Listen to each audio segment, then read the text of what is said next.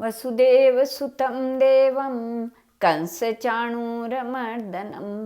देवकी परमानन्दं कृष्णं वन्दे जगद्गुरुं। श्रीकृष्णं वन्दे जगद्गुरुं। श्रीकृष्णं वन्दे जगद्गुरुं। गर्ग जी कहते हैं, राजन, संध्या के समय श्री राधा ने नंदनंदन श्री कृष्ण को बुलवाया। उनका आमंत्रण पाकर नित्य एकांत स्थल में, जहाँ शीतल कदली वन था, श्री कृष्ण वहाँ गए। कदली वन के एक मेघ महल बना था, जिसमें चंदन पंख का छिड़काव हुआ था।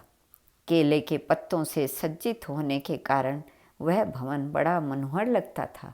अपनी विशालता से सुशोभित उस मेघ भवन में यमुना जल का स्पर्श करके बहती हुई वायु पानी के फुहारे बिखेरती रहती थी।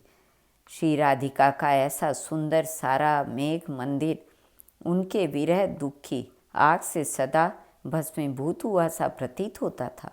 नरेश्वर गोलोक में प्राप्त हुई श्री दामा के श्राप से वृषभानु नंदिनी को श्री कृष्ण विरह का दुख भोगना पड़ रहा था।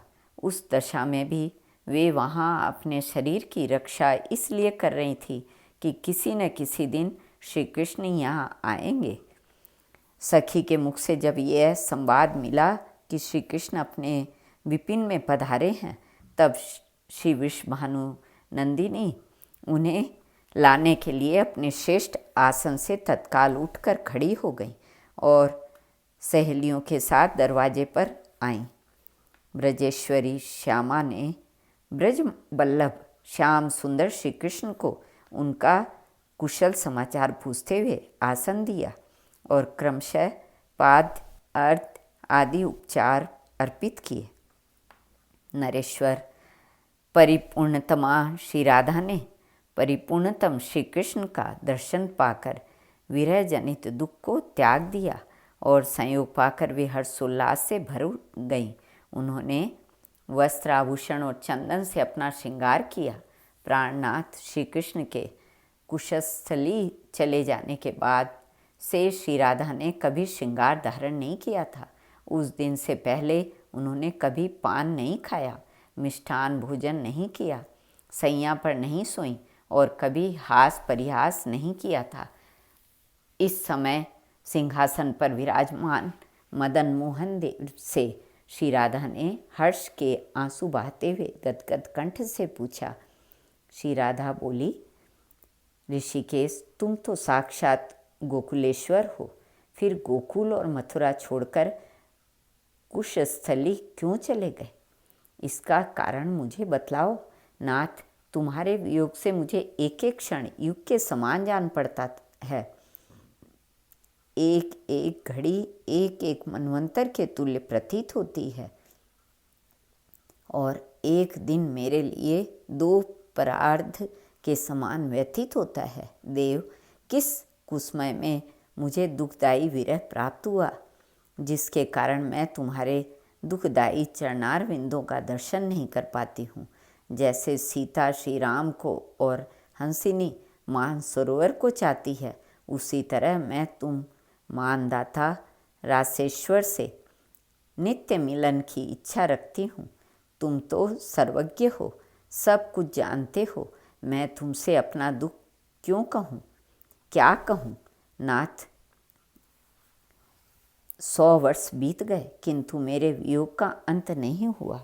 राजन, अपने परम प्रियतम स्वामी श्याम सुंदर से ऐसा वचन सुनकर स्वामिनी श्री राधा विरहावस्था के दुखों को स्मरण करके अत्यंत खिन्न हो फूट फूट कर रोने लगी। प्रिया को रोते देख प्रियतम श्री कृष्ण ने अपने वचनों द्वारा उनके मानसिक क्लेश को शांत करते हुए यह प्रिय बात कही। श्री कृष्ण बोले, प्रिय राधे, यह शोक शरीर को सुखा देने वाला है, अतः तुम्हें शोक नहीं करना चाहिए। हम दोनों का तेज एक है, जो 2 रूपों में प्रकट हुआ है। इस बात को ऋषि महर्षि जानते हैं। जहाँ मैं हूँ वहाँ सदा तुम हो और जहाँ तुम हो वहाँ सदा मैं हूँ। हम दोनों में प्रकृति और पुरुष की भांति कभी वियोग नहीं होता। राधे, जो नराधम हम दोनों के बीच में भेद देखते हैं, वे शरीर का अंत होने पर अपनी उस दोष दृष्टि के कारण नरकों में पड़ते हैं। श्री राधिके, जैसे चकई प्रतिदिन प्रातःकाल अपने प्यारे चक्रवाक को देखती है, उसी तरह आज से तुम भी मुझे सदा अपने निकट देखोगी। प्राण वल्लभे, थोड़े ही दिनों के बाद मैं समस्त गोपियों के और तुम्हारे साथ अविनाशी ब्रह्म स्वरूप गोलोक धाम में चलूँगा। श्री गर्ग जी कहते हैं, राजन, माधव की यह बात सुनकर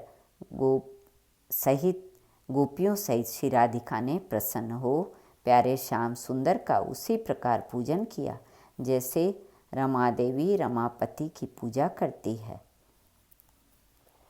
श्री कृष्णार्पणमस्तु।